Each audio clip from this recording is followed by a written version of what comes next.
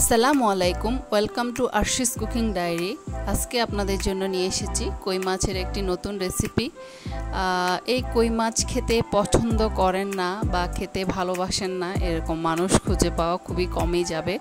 তো আজকে আপনাদের জন্য নিয়ে এসেছি কই মাছের একটা নতুন রেসিপি, যার নাম হচ্ছে তেল কই। আশা করছি পুরো রেসিপি জুড়ে আমার সাথেই থাকবেন। এর আগে আপনি যদি আমার চ্যানেলে নতুন হয়ে থাকেন তাহলে প্লিজ আমার চ্যানেলটা সাবস্ক্রাইব করে দিবেন আর পাশে থাকা বেল আইকনটি অন করে দিবেন। আর ভিডিওটা যদি ভালো লাগে তাহলে লাইক, কমেন্ট এবং শেয়ার করবেন। তো কথা না বাড়িয়ে চলে যাচ্ছি মূল রেসিপিতে। এখানে আমি 4টা বড় সাইজের কই মাছ নিয়েছি, ধুয়ে পরিষ্কার করে নিয়েছি এবং কই মাছগুলোকে মাঝখান দিয়ে দুভাগ করে কেটে নিয়েছি। এবার সামান্য পরিমাণে হলুদ, লবণ এবং মরিচ গুঁড়া দিয়ে ভালোভাবে মেখে ম্যারিনেশনের জন্য রেখে দিব 10 মিনিটের জন্য।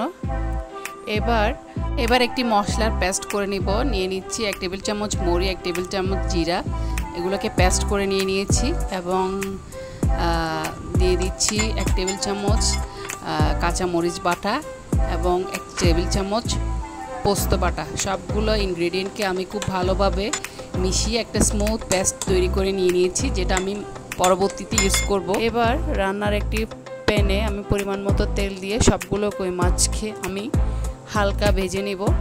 আমি হালকা ভাজবো, বেশি ভাজতে যাব না। বেশি ভাজলে মশলাগুলো ঢুকতে চাইবে না আর মাছটা একটু রাবারি হয়ে যাবে, খেতে ভালো লাগবে না। তাই আমি 20 সেকেন্ড করে করে মাছগুলোকে উল্টে পাল্টে নিব, হালকা ভেজে নিব। ভাজাটা যখন কমপ্লিট হয়ে যাবে তখন আমি সবগুলো মাছকে তেল থেকে উঠিয়ে নিব। এবার ওই একই প্যানে আমি সামান্য কালো জিরে ফোড়ন দিয়ে দিচ্ছি পেঁয়াজ বাটা। এখানে আমি 2টা মিডিয়াম সাইজের পেঁয়াজ দিয়ে দিয়েছি, পেস্ট করে একটু ভালো করে নেড়ে নিচ্ছি। এ পর্যায়ে দিয়ে দিচ্ছি স্বাদ মতো লবণ, আবারও খুব ভালোভাবে নেড়ে নিচ্ছি।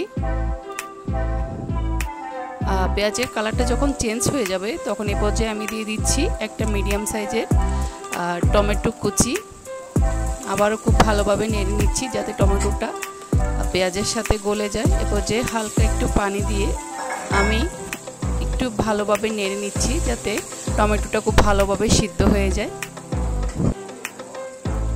এবার গুঁড়া মশলা এড করে নিব। দিয়ে দিচ্ছি 1/2 টেবিল চামচ হলুদ গুঁড়া, 1 টেবিল চামচ লাল মরিচ গুঁড়া এবং 1 টেবিল চামচ ধনিয়ার গুঁড়া। সবগুলো মশলাকে খুব ভালোভাবে নেড়ে নিচ্ছি। যখন মশলা থেকে তেলটা আলাদা হয়ে যাবে এ পর্যায়ে দিয়ে দিব পেস্ট, যেটা আমি ধনিয়া, কাঁচা মরিচ এবং পোস্ত দিয়ে তৈরি করেছিলাম। ওই পেস্টটা দিয়ে খুব ভালোভাবে নেড়ে নিব যাতে মশলার কাঁচা গন্ধটা চলে যায়।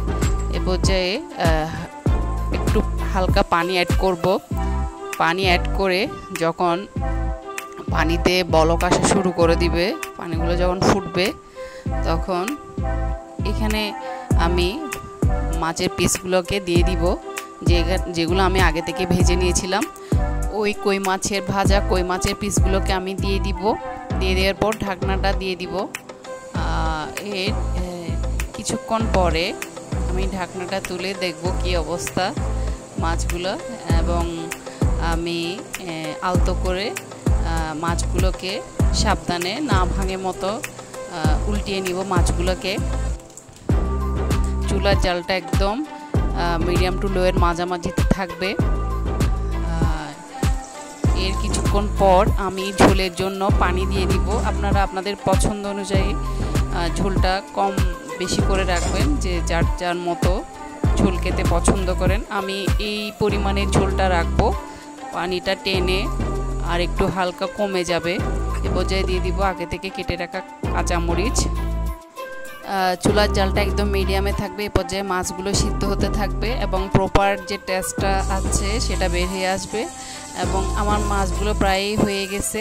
এবার উপর থেকে ধনেপাতা ছিটিয়ে দিয়ে আর একটু দমে রেখে মিনিট মতো দমে রেখে চুলা থেকে নামিয়ে নিব।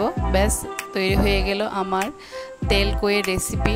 দেখুন দেখতে কতটা লোভনীয় হয়েছে, খেতেও কিন্তু অসম্ভব মজা। আশা করছি সবাই বাসায় একবার ট্রাই করবেন। যদি ভালো লাগে তাহলে কমেন্ট বক্সে আপনাদের মতামত জানাতে আমাকে ভুলবেন না। তো আজকে এ পর্যন্ত, দেখা হবে অন্য কোনো দিন অন্য কোনো নতুন রেসিপি নিয়ে। ততক্ষণ পর্যন্ত ভালো থাকবেন, সুস্থ থাকবেন। আল্লাহ হাফেজ।